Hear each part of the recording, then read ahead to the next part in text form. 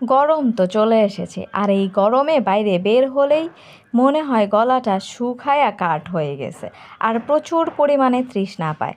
আর এই তৃষ্ণা মেটাতে গিয়ে আমরা কি করি?